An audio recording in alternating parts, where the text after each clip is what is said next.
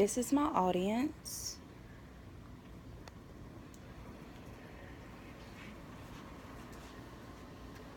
Hi everyone, I'm Latoya, and today I am going to lecture you on the correct way to collect a blood specimen for analytical purposes.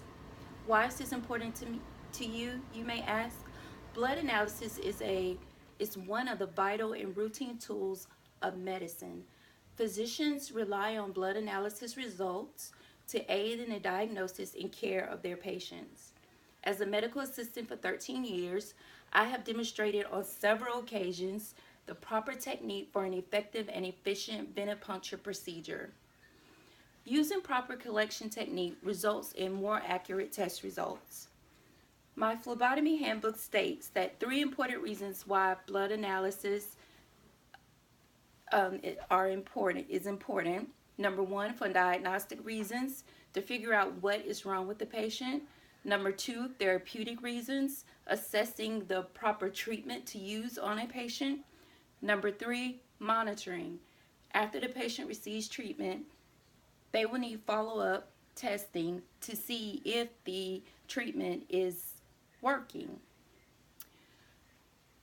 Blood specimens provide physicians with results in a quick turnaround time. Utilizing proper techniques results in less pain for the patient. Some people have been traumatized by bad experiences donating blood, but proper technique can help alleviate some of those fears. To start off with, to collect a blood specimen, you need to make sure that you have the proper supplies. You need gloves to protect yourself from any blood spills, blood splatters. You also need needles. Needles come in various sizes depending on the size of the vein. Some people have smaller veins and some people have regular sized veins that can take a regular needle.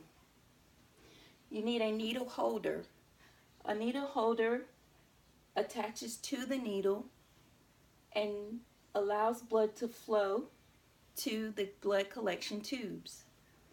The blood collection tubes come in various colors and sizes. Each tube has a different anticoagulant to mix with the blood to perform a specific test.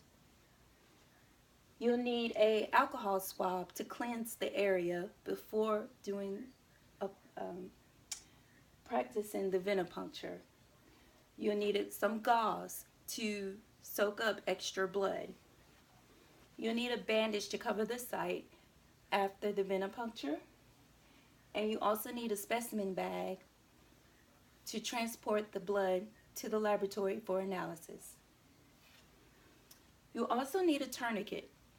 The tourniquet allows the phlebotomist to slow down the circulation of blood, allowing the blood to pool in a vein and enlarge the vein to make it easier to access. Now I will demonstrate the blood collection procedure.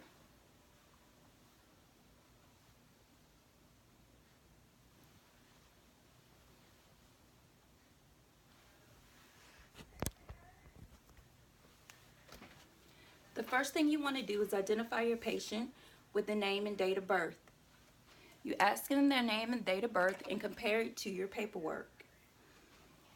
After verifying the patient, you want to take the tourniquet and find the vein. Sometimes it may take a minute to find a good vein. It's always best to check both arms. After finding the vein, you want to cleanse the area with an alcohol swab in a circular motion, remembering not to go back over a clean area because this will contaminate the area.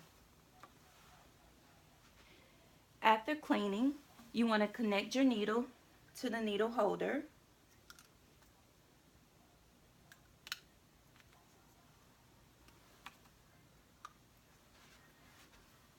Anchor the vein.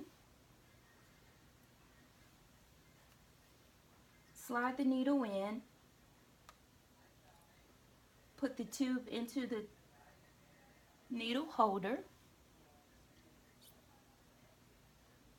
After you've collected the blood, release the tourniquet and slide the needle out.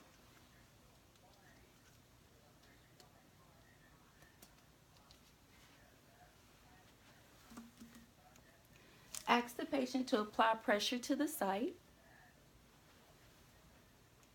Once you've collected the specimen, write the patient's name, date of birth, the time, the date, and your initials.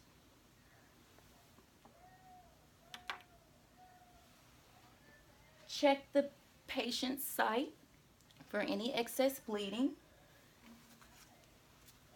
Apply a bandage. And your specimen is ready to be delivered to the laboratory for testing. Thank you.